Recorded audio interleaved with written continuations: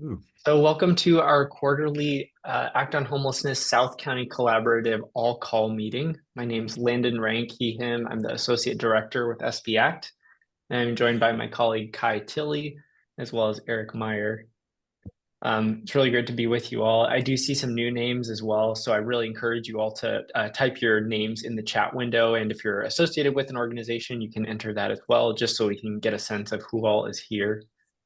Um, Also encourage everybody to make sure you're muted on the call so we don't have any echo from microphones.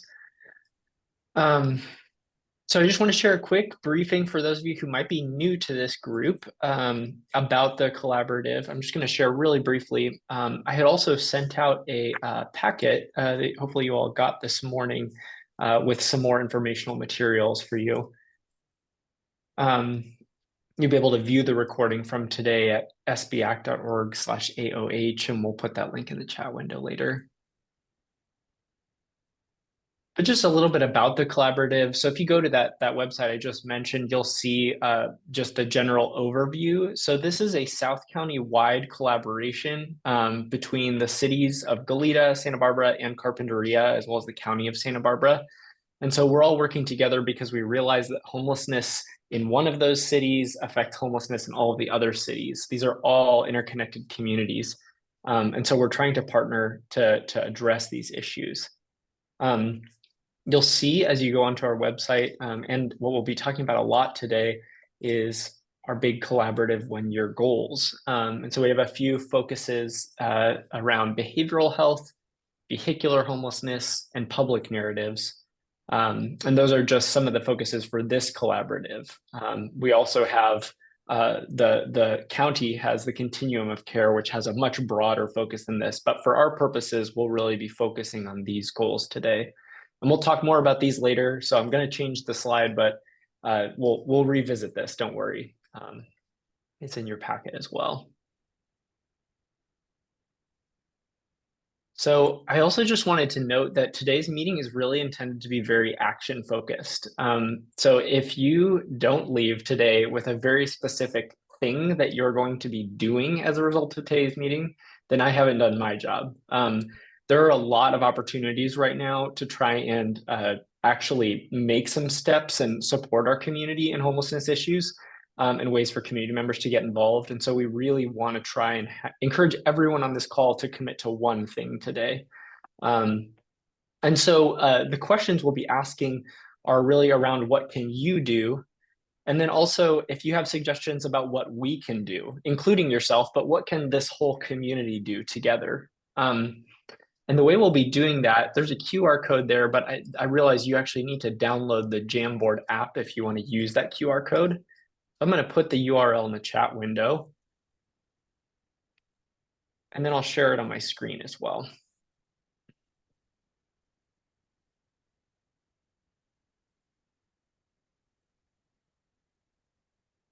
So this is a Jamboard. And so if you've been at our collaborative meetings in the past, you may have seen us use this as a tool for collaboration together.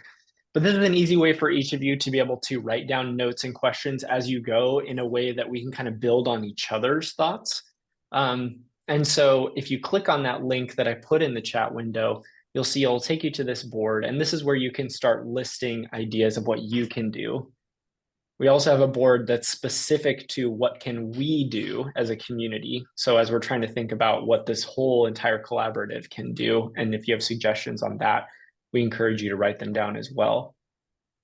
You're welcome to write your name on your notes if you like. You can also leave it anonymous. That's fine too. If you do write your name, it'll help us to be able to follow up with you. Maybe if you offer something that you want to do and you want to be connected with others, it helps us to know how we can best connect you in this community. Because really our main goal today is to try and build the web. This is our collaborative purpose, is to try and create strengthened bonds between all of us in trying to address the issues of homelessness. So the more that you're able to share, the better in helping us to build that web. We also acknowledge that a lot of you who join these calls are already involved in homelessness issues in one form or another. And so because of that, one of the big asks and what I'd really like you to consider as you're filling out these forms today or these Jamboards is what are ways that you can actually spread the word. We really need you all to help us to get the word out about some of these different homelessness initiatives or these different programs that you're going to hear about to the community that maybe isn't aware of them. And so I really want that to be the focus of what we're doing today is how can you spread the word? So I came up with a couple categories just as starting points. Perhaps you might want to commit to spreading the word about a different project or program you hear about today through social media, or maybe through a social gathering you're part of, a faith community, your book club, whatever that might be.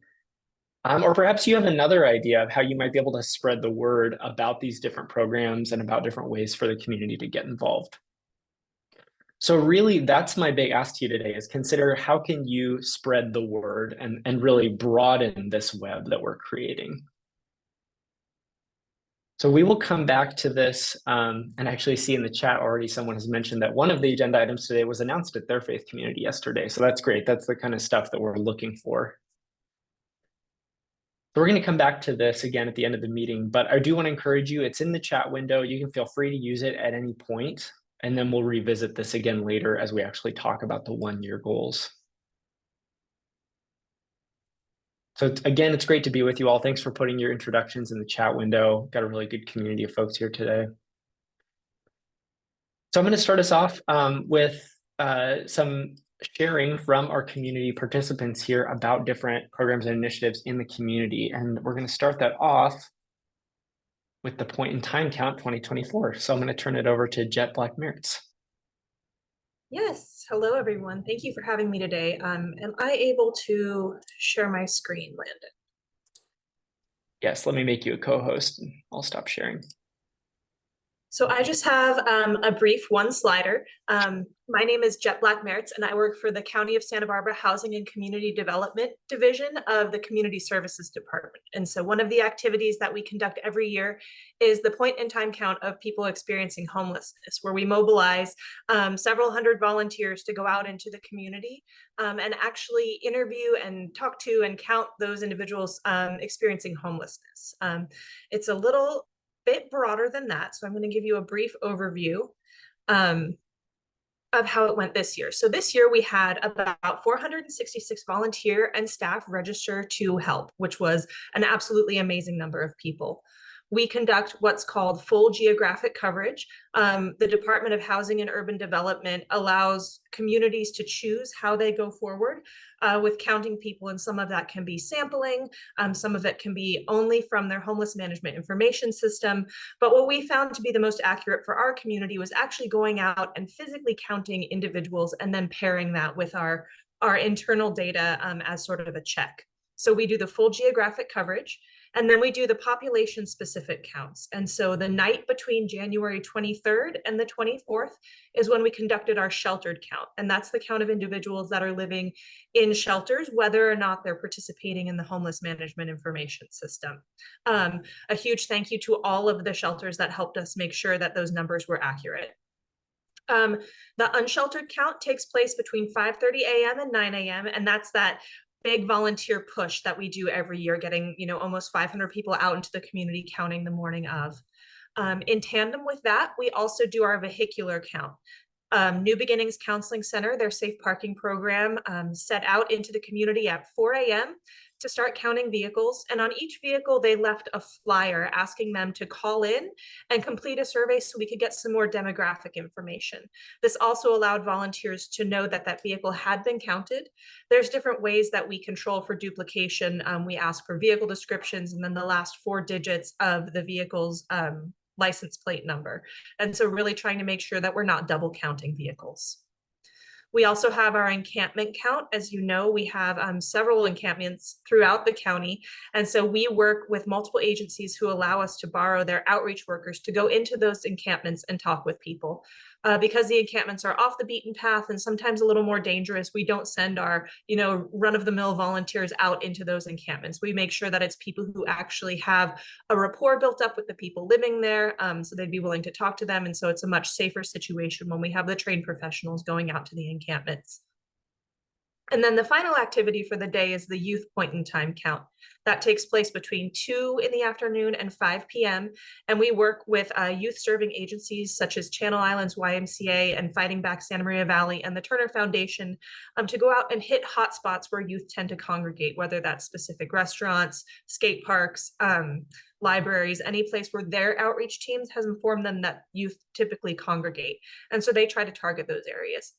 Historically, the youth count has been one of our more difficult undertakings, just because it is difficult to identify a youth who's experiencing homelessness from someone who is housed or someone who doesn't want to identify themselves as experiencing homelessness. So to put all of this in context, we also have our housing inventory count. And this is something that we do internally with the assistance of housing service providers. And so we want to quantify the number of beds that are dedicated to serving people experiencing homelessness. And so these are not available beds, these are not used beds, this is just the full number of beds, regardless of whether or not there was someone sleeping in it that night. And so we count the interim shelter, which includes emergency shelter as well as transitional housing. We count the rapid rehousing beds, and we count the permanent housing beds. And that could be permanent supportive housing or other supportive housing, or I'm sorry, other permanent housing. So long as those beds require them to have, to be homeless at the time of entry into the program. So we are still crunching the numbers. We will be issuing our full report on the point in time count on April 23rd. We have a state of homelessness in the county that'll be going to the County Board of Supervisors on that day. So you can expect our full, 25, 30 page report to come out at that time, where we really break it down by demographics, sleeping location, family composition, veteran status. We go really into the details there. However, I didn't want to leave you without any data.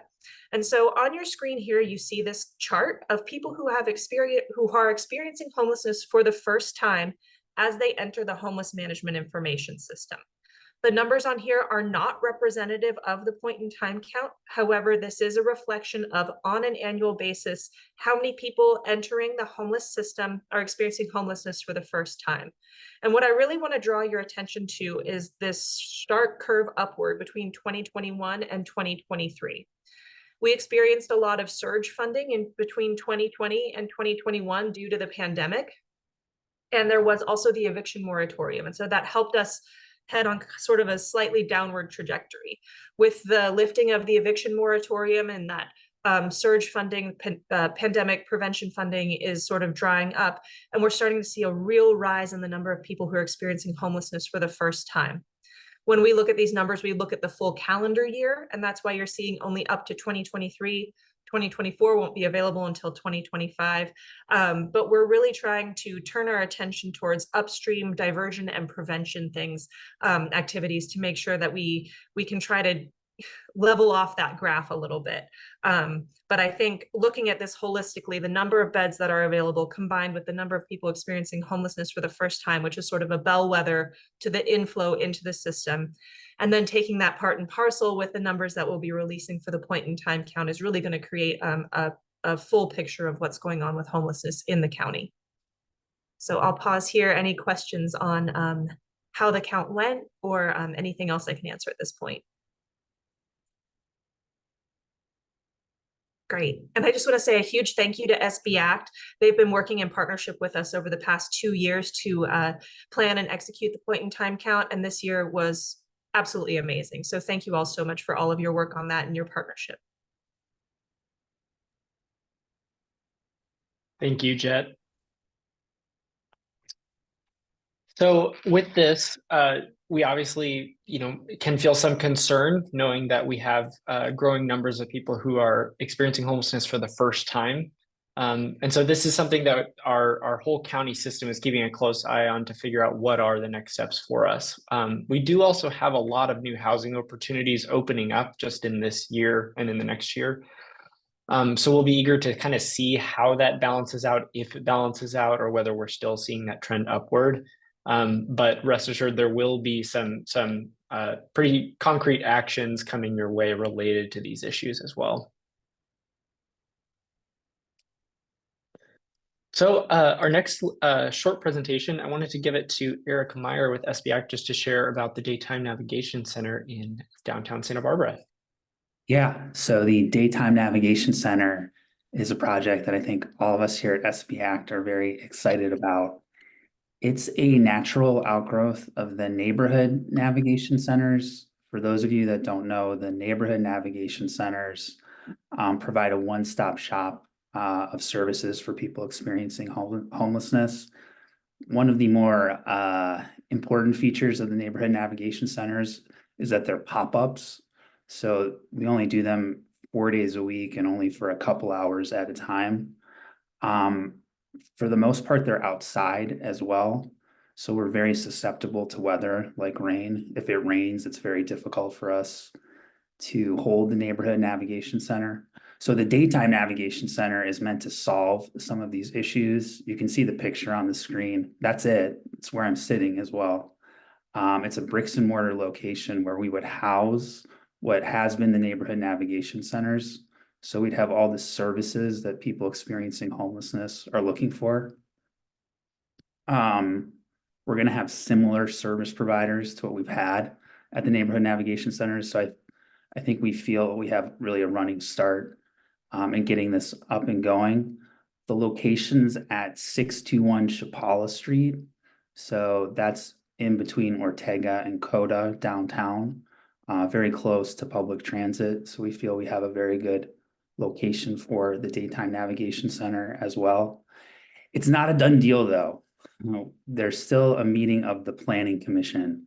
So in terms of action items, we would greatly appreciate you coming to the planning commission meeting where they're considering approving the conditional use permit for the daytime navigation center. That meeting is on April 4th, starting at 1 p.m. and it's in the city council chambers at City Hall. That is all I came to say. I'm happy to take any questions, though.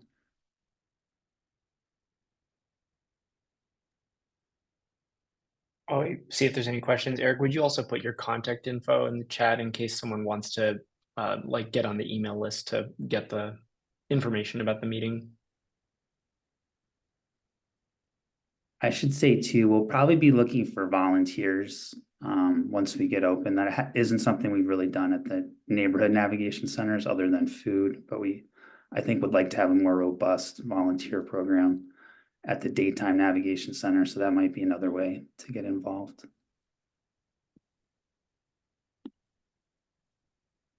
Awesome. Thank you, Eric.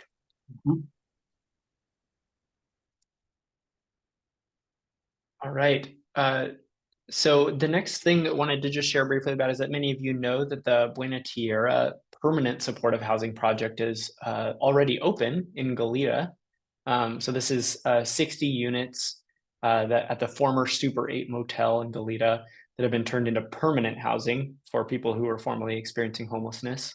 A third of those have been filled at this point. And so there will be another wave of people moving in, hopefully by the end of this month. And I don't believe I saw Stacy from the Housing Authority join the call, but Stacy, you can chime in if I am just not seeing you. But we will they will be looking for some donations, specifically in the next couple of months. They have some needs for board games and art supplies for their common areas, as well as donations for just coffee hour supplies, donations of coffee filters, those kinds of things, as well as some community meals. So I've put Stacy's contact info up there. We'll share these slides out at the end as well.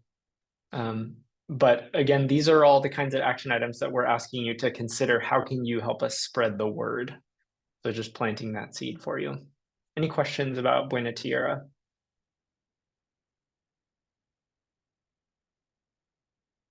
Great. So then I'm going to turn it to Jack Lawrence with Dignity Moves. Wow. Am I on camera? Wait, hang on. Just turned off. There we go. What went on again? There we go. Oh, hi everybody in Landon. Thank you so much for giving me is my camera okay? A little funny. Yes, we can see you. It's a little blurry, but we can see you. All right. Okay, I'm old. It doesn't matter.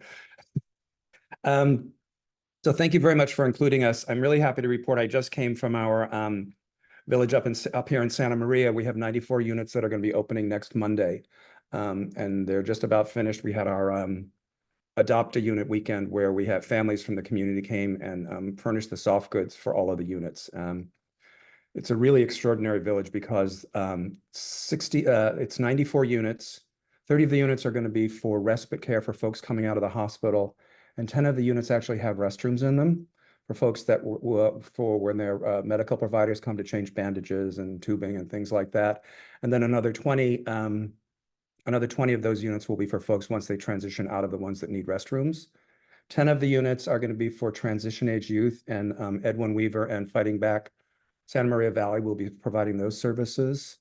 5 of the units will be for veterans, and then the balance will be for the unsheltered in the city of Santa Maria. Good Samaritan Services will be running the village. I'm happy to also report that our original Santa Barbara Village, 1016 Santa Barbara Street, which has only 34 units, has been open for, I think, 19 months now. And in those 19 months, we have served a little over 130 people, and close to 70% of those folks have gone on to some form of stable housing, which I can't tell you how grateful I am that Good Samaritan Services has been able to do that kind of magic. And then in 5 weeks, we have another village opening on with our La Posada Village, which is at 4500 Hollister. It's at the old juvenile hall, and that's going to be 80 units. This is another first for us in that we will have 24/7 mental health and substance abuse counselors on site, 24/7 for the entire population. We've never had the luxury of having those kinds of services on site. We've had practitioners come and provide services or send clients to those services, but this is going to clear out the encampment. We believe that there are between 70 and 90 people in the encampments along the railroad track and riverbed. And this is going to be the very first time that I'm sure most of you are familiar with what's referred to as the Boise decision. If you're not familiar with the Boise decision essentially says that a municipality cannot remove someone from public property unless you can make a bona fide offer of housing. And that's really we've never been able to accomplish that. But with this particular village, we're going to be able to offer everyone in the encampments a bona fide offer of housing. And if they decline, as Bill Brown says, well, I'll have to figure it out when that happens. But we're going to be able to offer every single person in the encampments housing. And I think that is pretty, I can't even tell you how grateful I am. Cal Aim really stepped forward with some tremendous funding. Sylvia and her team at Good Samaritan have done an amazing job doing outreach. So when that one opens, probably toward the middle or end of April, we will have opened 208 interim supportive housing beds in less than 2 years, which I'm so grateful for. So I'm happy to take any questions that anybody has. We have a question from Shannon. Yeah, my question is about the Dignity Move sites in South County. You mentioned that there will be reserved units for the new site for transitional age youth. What is the chance that we would have some reserved units for transitional age youth here in Santa Barbara County? I mean, in Santa Barbara. In South County, we don't Yes. we don't have any plans right now. I think what our hope is that once we get the first cohort of folks through the village, we will then be able to take a look at bringing in transition age youth. And we've already talked to the folks at Channel Islands YMCA, and they're ready and willing to help us with that. What we want to do first and foremost is clear the encampments. There may be some overlap because transition age youth are over 18. So there's a good chance that some of the folks in the encampments will very possibly be transition age youth. Yeah, just for clarification, I'm with Channel Islands YMCA. I'm the transitional age youth director. Pardon me? I said, just for clarification, I'm with the Channel Islands YMCA. I'm the transitional age youth director. Oh, okay, great. Well, I don't know that I met you when I took the tour and talked to your folks there, but I'm happy to meet you and I'm happy to talk to you more about it. Sounds good. Thank you. So Jack, I was hoping you could share a little bit about if there's an Adopt a Room campaign for La Thank you. Posada. Yeah. So one of the things that we do, we have the good fortune of we raise all the money for these villages privately. And let me see if I clean this screen. It's really bugging me. So we raise them, most of the probably 90% of the funds are raised privately, and then all of the furniture is donated. But we do what we call Adopt a Room, where families and neighbors of the villages will come with the soft goods to actually furnish the units. And we just did that this past weekend at Santa Maria. We had, I think we furnished about 50 of the units, and then next weekend we'll finish the other 50. So in La Posada, we have 40 of the units have already been adopted. So we still have 40 units that we are looking to get adopted. And I can forward you the flyer, Landon, if you want to include it in the package with all the information and my contact information. If folks would like to use that as one of the action items from today, that would be great. That'd be great. Thank you, Jack. Thanks. Any other questions? Well, thank you. We appreciate your time today and really excited to see this opening up. Thank you. Oh, it looks like we might have one more question. Okay. I just wanted Go to ahead, say Alejandra. yeah, I just wanted to say the rooms look beautiful. We were there yesterday decorating 2 rooms, and I just can't admit, it's just so beautiful to see those rooms come to life. It's a great campus, isn't it? Yes, it's beautiful. Very cool. Yeah. Thank you so much. All right. So next up, I wanted to actually do a little bit of information sharing. We have with us Riley Wilson, who's a student leader at the Blum Center at UCSB and also a former SB Act intern. And she's been working with her team on the People's Guide to the UCSB Housing Crisis. So I wanted to give her a couple minutes just to share about that project and next steps. Thank you, Landon. So as Landon said, my name is Riley. I'm one of the student leaders at the UCSB Blum Center on Poverty, Inequality, and Democracy. And we're currently in the process of promoting our the release of our People's Guide to UCSB Housing Crisis. I'll show you what that looks like in a second, but it's available as both an interactive website and a PDF. And it's a research project that has been in the works for about a year now. We started it because as students, we were frustrated with our own experiences living and working near UCSB. And we wanted to combat the narrative that housing is really expensive, housing is difficult to find, but that's just how it is. And so we created this guide as an information hub. It's an educational tool that's made for students by students to help us all kind of better understand all of the different factors that are contributing to our current crisis in housing. If possible, I'd love to share my screen so I can just show you how to navigate the website. I made you a co-host just now. Okay, perfect. Okay, so this is what the website looks like. It's very easy to navigate. We have the main topics that we focused on. So the current state of the crisis. This mainly is looking at what the crisis looks like in Isla Vista. We have a critique of private development at UCSB. And in this section, we dig into kind of the demise of Munger Hall, which has been one of the more visible and publicized parts of the UCSB housing crisis.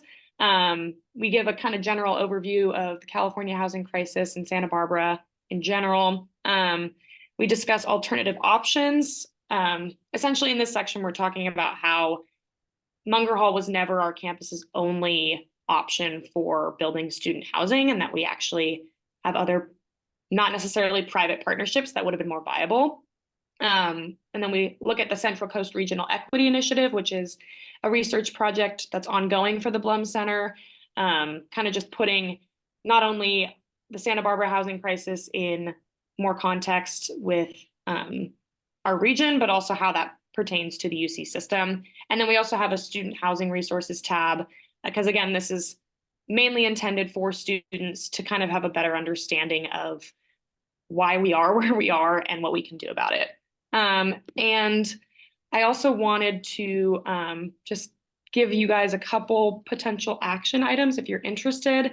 As part of our official launch of this guide, we've been hosting these in-person student organization panels because we're trying to widen our net of campus partnerships. So the first panel we hosted was at the end of February, and we mainly focused on holding our campus accountable to transparency and student housing development. And we had, I think, 6 different panelists. We had El Congreso, Isla Vista Tenants Union, Youth Bridge Housing, Graduate Student Association, and UCSB Campus Democrats, all as panelists, including in addition to the Blum Center team. And it was a big success. And we're in the midst of planning a panel for mid-May. We don't have an exact date yet, but we're going to be focusing mainly on the current state of the crisis in Isla Vista specifically. We're going to be sharing ongoing rental data projects and discussing predatory landlord practices and the like. And yeah, in terms of action items, we would really appreciate all of you sharing the guide with any interested parties. I'll be sure to put the link to the guide website as well as the Blum Center website. And if you're interested in attending our upcoming forum or just keeping up with what the Blum Center is working on, I'll put my email in my contact info in the chat as well. But yeah, I'm happy to answer any questions right now, but also feel free to email me if something comes up. Thanks, Riley. Any questions for Riley? Sorry, Riley, would you be able to put the link in the chat? for us? Yes, absolutely.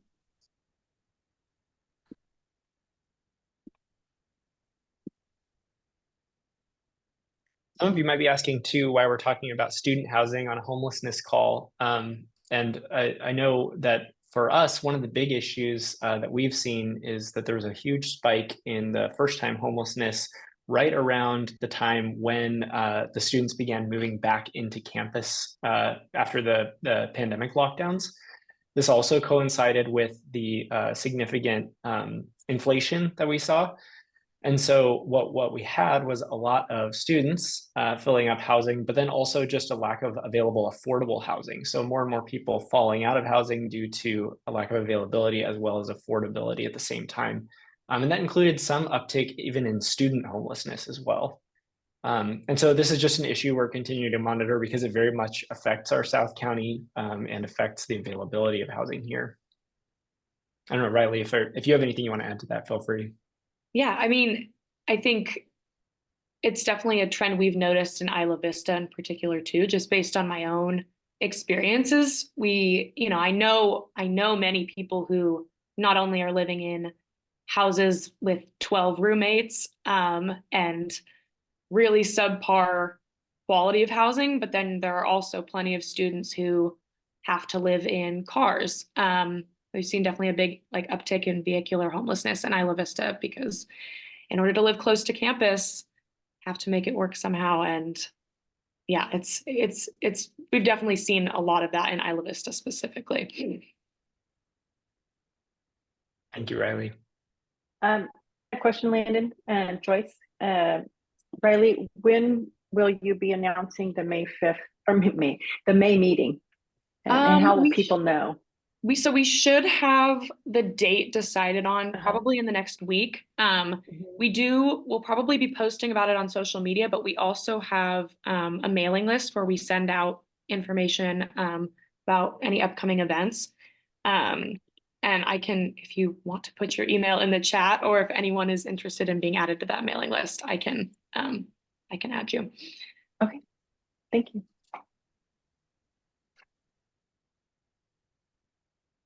Thank you, Riley. We appreciate it. Thanks for taking your time. All right, everyone. So we are going to jump to talking about this collaborative, this South County Collaborative as a whole. But before I do that, I just want to remind everyone about the Jamboard. So again, this is going to be where we're going to be doing sort of our brainstorming collectively. And so I really want to encourage everyone to utilize that link that's in the chat window there. My hope for this today is that everyone would post at least one sticky note. And again, you don't have to put your name on it if you don't want. But really, we're trying to encourage everybody to help us spread the word about something you heard today. It could be about the Dignity Moves Adopt a Room campaign. It could be about these goals that we're about to talk about right now. But what you do is you go over to the left side and you click on the sticky note, and then you can write there what it is that your action item is that you're planning to take. as I mentioned, we're really trying to focus on spreading the word. There's a lot of ways that you all can take direct action as well and make the donations. But we also know that a lot of the people that show up to these calls are already the people that are involved with homelessness issues. So actually our biggest need from you all is to help spread the word about these things to the people who don't show up to these calls, so that we can get the word out into the community.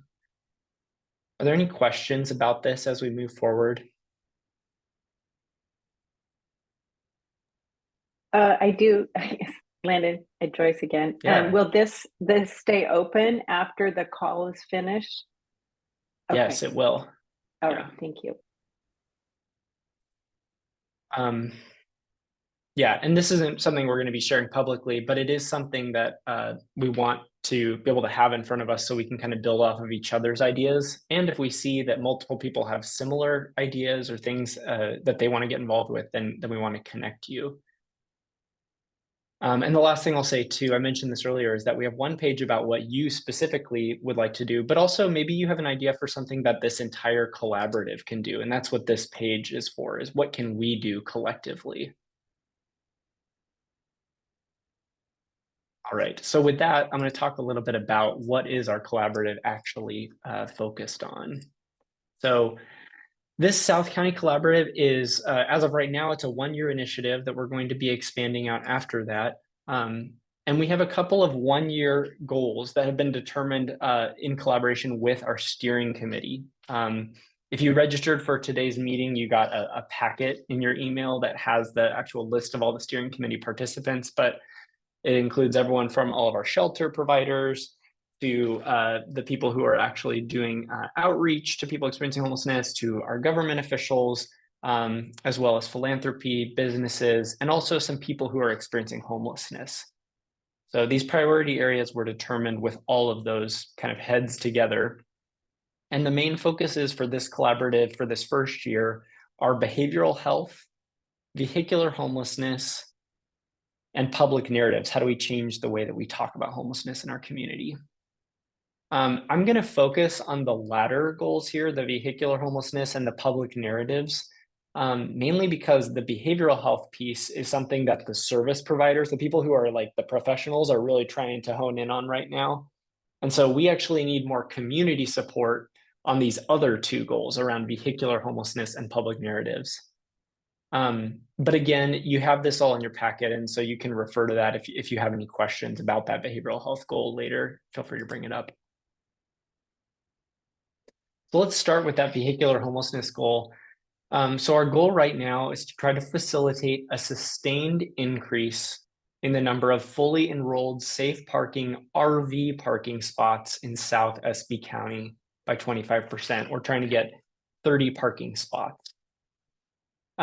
We've seen an increase in numbers in the number of people who are specifically in RVs and oversized vehicles. I know I've been on several community member calls where neighbors are frustrated that they're seeing more and more RVs on their block.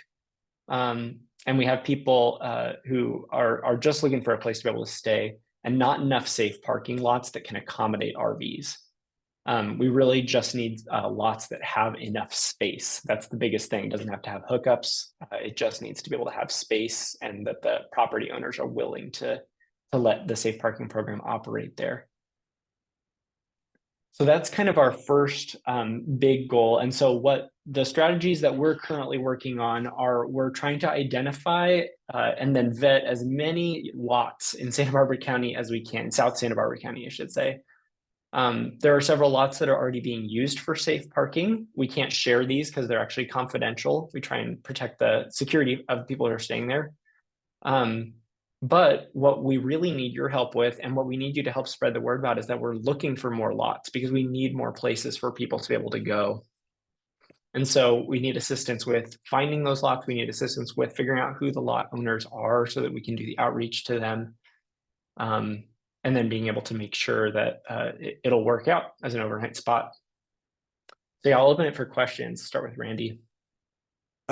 Is there any central list already of where not to approach people, or like say churches or businesses, just because you've already gone there? just so we don't duplicate efforts or keep having people go to the same place and being turned down repeatedly. I mean, there's any sort of overall, I know you want to keep privacy. I'm just wondering how to Sure. handle that. No, I appreciate that. So we do have a list right now that I can share that has the lots that we should not be asking, whether that's and we won't share why the reason is, but it'll just be crossed off. It's not a comprehensive list of all of the lots in Santa Barbara County though, so that's where we need help adding to it. Any other questions about this? Yeah, go ahead, Randy. Is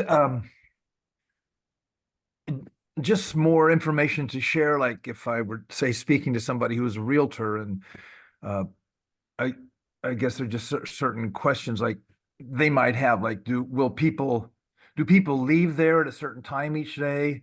When do you want to have it so people can come back with their RVs, for instance? Or I see a couple people from Safe Parking on this call, so maybe I'll turn it to Nico and Cora, if Cora's still here. okay, thanks. Are you able to respond to that, Nico? Yeah, for sure. So we work, the way that the safe parking program works is it's from 7 p.m. to 7 a.m.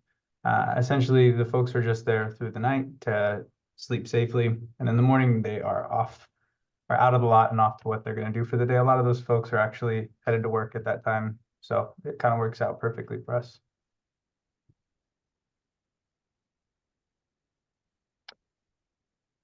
Liz Stotts, did you have your hand raised? Hi, yes, I did. Sorry, I couldn't find the mute key, the mute button. This is Liz Thoughts with the City of Santa Barbara. I think Randy brought up a really good point, and I think as part of this conversations that we're having in finding more parking spaces is maybe developing a one-pager that we can distribute to potential sites when we start having these conversations. I think there is a lot of misinformation about how this program operates. So I think I hear a lot of the same questions. So maybe as we're working on this, and I know I'm part of that team that will be working on finding these parking lots. I think having just a simple one pager of frequently asked questions or some kind of information might be useful. So that is in the works, and because you're right, it's we need to be able to have that to share out. Yeah. So for anybody that's interested in helping get the word out on this, if you note your name or your email on the Jam board, then I'll be able to follow up with you and make sure you get that one pager once it's finished. Any other questions about this? We'll be able to revisit this at the end as well, but any questions at the moment?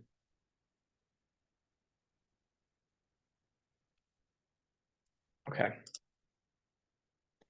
So our next goal is a two-parter. We're trying to address some of the public narratives about homelessness because we know there's a lot of misinformation. We know that there's a lot of negative perceptions about things that maybe don't need to be as negative as they are. And so one of our goals is actually just to increase the number of media releases about homelessness. So we're looking at our major news media outlets in Santa Barbara, South Santa Barbara County, KEYT, Independent, KSBY, Newshawk, et cetera. And we're just trying to see more headlines about homelessness so that we can try and keep getting information out there into the community about what's really going on. We did a little analysis from last year's headlines. And so we actually have a sense of how many were last year, and I don't have those numbers in front of me. But one thing that was interesting is that there were no headlines specifically about issues like vehicular homelessness, for example, which is a growing issue in our area. And so we really need to try to get more information out about these issues that are bubbling up as the big community issues. The other thing we're trying to do is increase positive narratives or maybe constructive narratives about homelessness by 15%. We realize that not everything is good news, but we are trying to be able to share the truth about homelessness and ways that people can actually get involved. We want to try and get more stories out from individuals. I know that there's been at least one of those in the last year, but we'd like to see more and more just spotlights on the people who are going through both on the service provider end and also the people who are experiencing homelessness. So a few things we're looking at are trying to coordinate all of our social media between all these different service providers and government agencies, trying to do some shared social media campaigns. We're looking at trying to get a couple of these news media outlets to do like a homelessness focus week so that we can get headlines across all these major outlets all one week so that you can't go to any major outlet without seeing something about homelessness in Santa Barbara County. And then also just looking for opportunities to provide education out in the community, whether that's at community forums, at faith communities, tabling at local festivals, that kind of thing. So some of this is really, if you're a social media user, it really helps for any of you all to be able to share stories, to be able to share links that you see, because the more that we promote those kind of stories, the more that they are the stories that the news media outlets start to pick up more in the future because they realize that they're gaining traction in the community.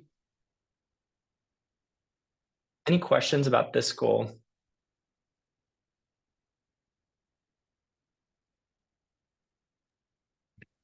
Do you already have a connection, a relationship with Nick Welch? Because you know he's very responsible and sort of dedicated to housing issues in general, and maybe you could do something about the occasionally, just once a month, the unsheltered poodle or something about we need more dog houses or poodle houses. You know, there's something to get him plugged in. The other thing is that something that I've noticed just like on this thing called Nextdoor is the lack of education that people have about who the homeless are still.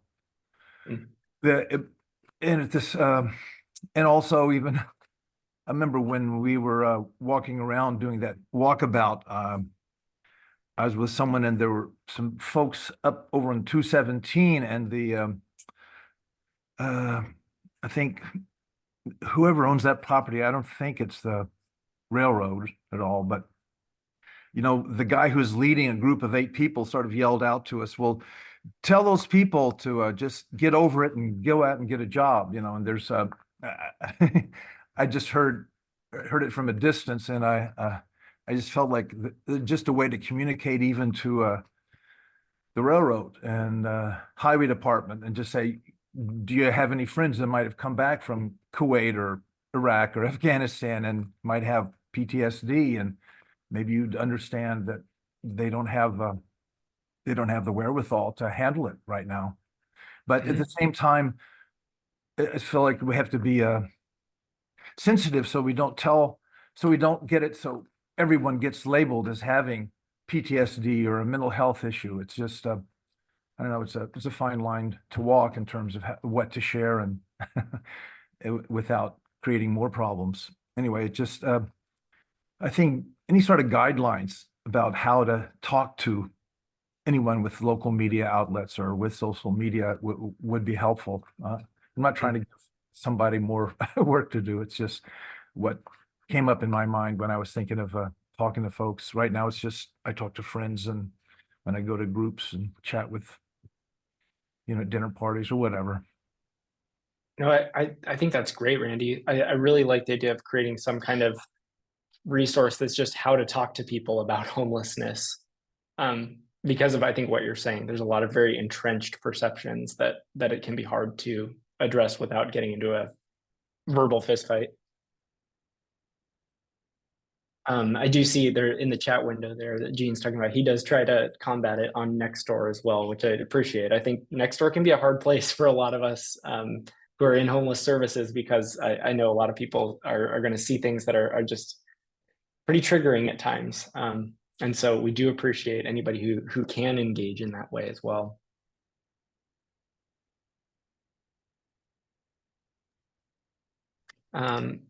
And so Randy, actually, if you don't note that on there, I'll make sure and add a sticky note on the Jamboard about that kind of guide for conversations. I like that idea. The next goal is related to that. We actually do want to do some specific targeted education about how people should be reporting homelessness issues, because a lot of the times our emergency responders are getting phone calls about issues related to homelessness that are not emergencies. You know, it might be just reporting an encampment, it might be reporting a trash pile, it might be reporting an individual who's just having a bad day.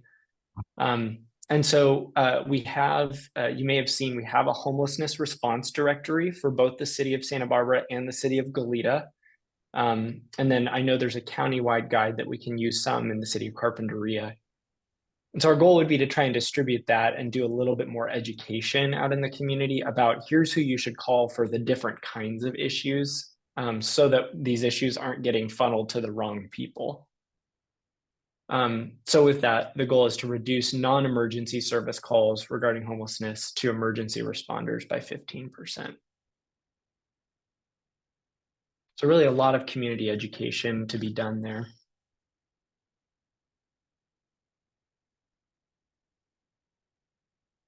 So I think with that, I'm gonna just go ahead and stop sharing my screen here. Or maybe I'll pull back up those 3 goals again, just so we can have those in front of us. But you have the packet, I emailed out beforehand. I want to give us a couple minutes to just do a little bit of brainstorming on what is an action step that each of us could take to help spread the word about something you heard today. It could be about one of the things that we heard in the first half of the meeting about the different opportunities to donate or volunteer, or it could be about the safe parking lots or around public narratives around homelessness. We really want to use this time as kind of an action idea generating meeting. So I'm going to put the link for the Jamboard in the chat window. And I'm going to pull up those goals one more time.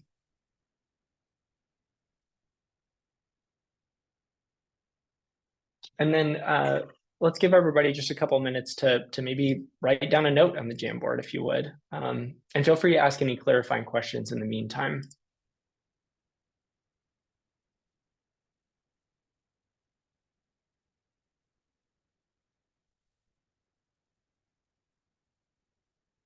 And yes, Alejandra, I see your note about getting those guides. Happy to share those. I think you put your email on the Jamboard, so I can follow up with you afterward.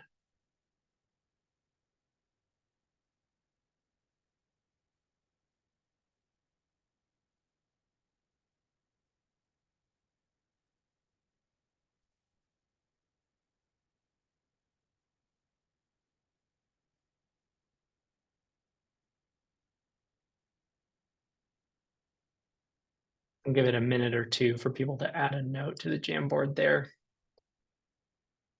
I appreciate those of you who are able to add, because again, it just helps us to know who wants to do what. Even if you don't put your name on it, it just helps us to know where kind of our collective energy is going right now.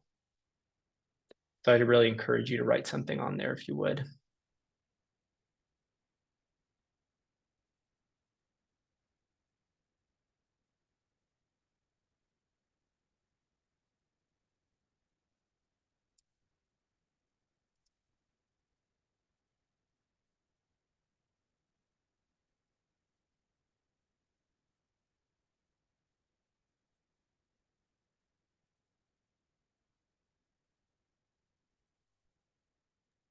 Could you tell me again how to even get on the Jamboard?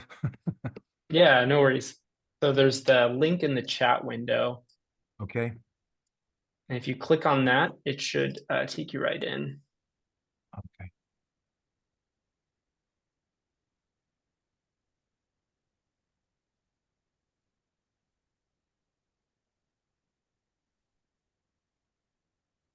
Yeah, and I guess I'll do a little quick tutorial too for those who joined late. But once you're in the Jamboard, you go over to the left side and you click on the sticky note, and that's where you can write your note and then put it wherever you like. Landon, when you switch back, we lose what we wrote in the sticky notes. We can't view Zoom, at least I can't view Zoom and write on a sticky note. I was writing, and when you went back to Zoom, the screen changed and I lost my note. Gotcha. So Let's see, does that help some now that I've stopped sharing the well, screen? as soon as I click on the link, it changes the screen, and then I lost everything. Oh, I see. Okay, so why And don't then when you go I'll back, just not, yeah, don't go back to this Zoom screen. I won't share screens for a minute here. I'll just give everybody a minute. Thank you. Mhm.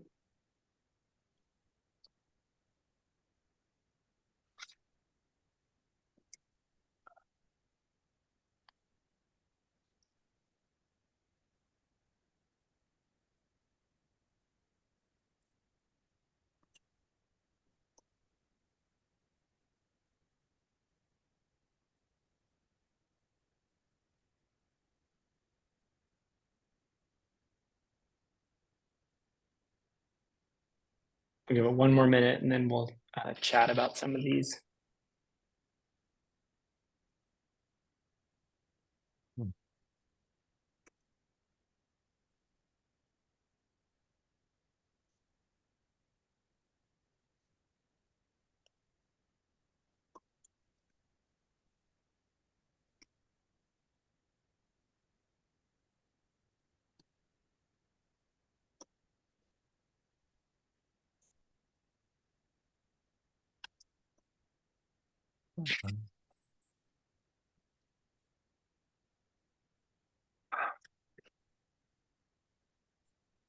Appreciate you all giving the Jamboard a try too. If it doesn't work for everybody too, you can always just message me or write it down on your own. But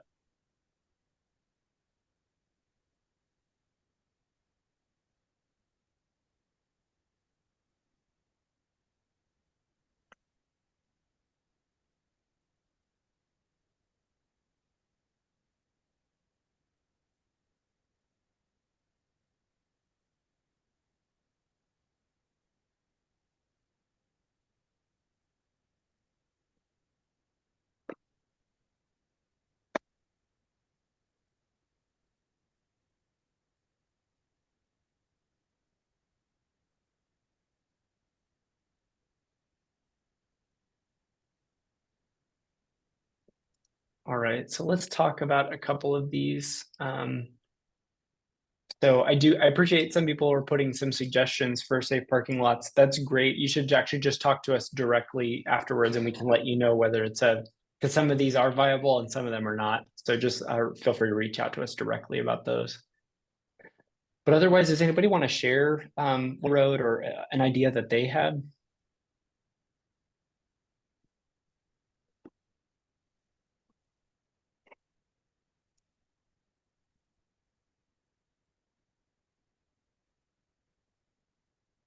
I don't know if I was curious about this person who wrote, I would like to start a Break the Stigma campaign. I don't know if there's someone who'd be willing to share about what they meant by that.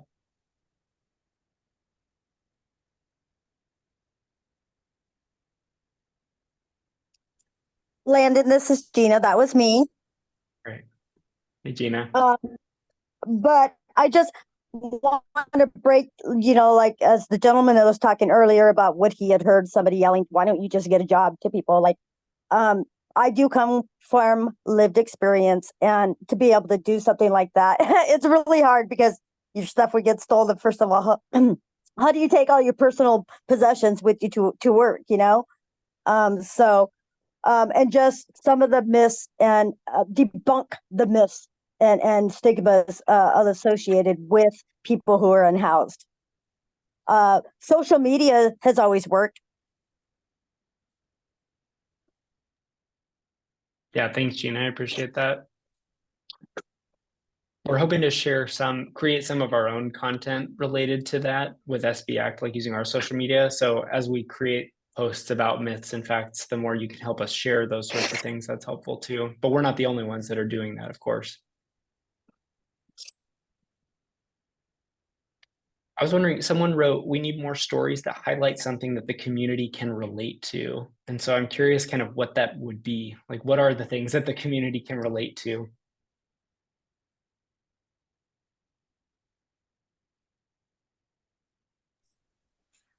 This is Kara. I did not write that, but I do have an idea. Yeah, go for it. I just wonder if anyone knows, or we might be able to identify like a neighbor or neighbors who maybe were not excited about some changes or some housing or something, and then their minds were changed and might have a good perspective to kind of relate to others who often aren't willing to kind of step past the idea of not in my neighborhood. That seems relatable to many of the folks that we'd really like to make an impression on. That's one thought. No, I like that. I'm writing down a note that says share stories from residents whose minds have been changed. Hi, my name is Paloma. I wrote that one that we need stories to highlight something that the community can relate to. And I say I work for Sarah House, And I must say that prior to entering Sarah House, I had my own idea of what a homeless person was. And that was based on the fact that my parents taught me that a homeless person was someone that didn't try hard enough. Because if you tried hard enough, you would not be in that situation. And then I came to Sarah House and took care of the first person that was homeless that I had an opportunity, and realized that it's so much more involved and complicated than just not trying hard enough, that it absolutely changed the way that I not only saw that community, but was able to work with that community. I think that there's a lot of people, especially now with social media and that whole, the more you have, the better you are. And that is what our youth is seeing, you know, big houses, big cars. It's so not relatable to the other end of the spectrum.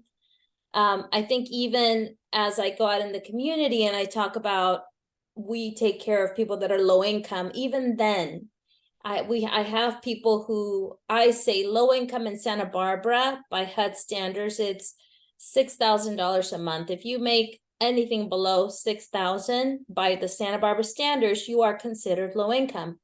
And I have people whose mouths will drop because they realize, wait a minute, I'm in that category. Santa Barbara is a unique community where there is so much money, and then there's so many people that don't have enough. And we all fit into this low income tag. But when you look at your low income and your low income, the vision doesn't match the word. And it's all about educating people and letting people understand that we have more in common than we have that differentiates. Yeah, thank you, Paloma. That's powerful. Thank you. I think, you know, as we had Riley sharing earlier about the UCSB guide to the affordable housing crisis, there's some education there about, hey, this actually had the housing crisis and homelessness is really not too far off from affecting each of us. As much as we want to think it only happens to, you know, people who are dealing with X, Y, or Z, it really is something that is kind of an imminent concern for all of us in this community because of the affordability and lack of housing.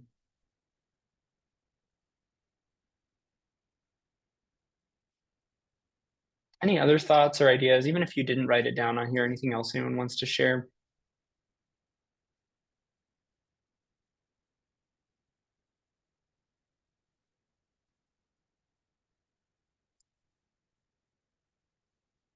I do really appreciate this. I think we have a little bit of, it sounds like we have a little bit of energy around trying to identify those parking lots, as well as just trying to address some of the stigma and misconceptions that we see on social media. I think my next question to each of you, and you don't have to write an answer to this, but for whatever the action is that you were saying that you'd like to do, I'd like you to consider what is your first step and when can you take that step? I think the more you put a concrete timeline on this, the more realistic it is that you'll be able to take it. And that first step might be to reach out to someone else on this call, including myself, just to ask for more information. And that's great too. I also want to encourage you too, that if you heard from someone today whose idea resonated with you, or if you see something on this Jamboard where someone wrote their name, that you'd reach out and let them know.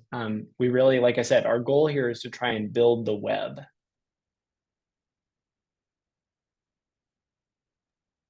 All right.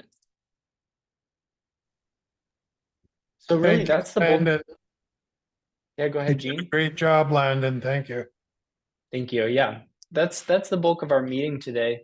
Our next meeting will be next quarter on June 3rd, and we'll be able to share some updates about these goals that we're focusing on.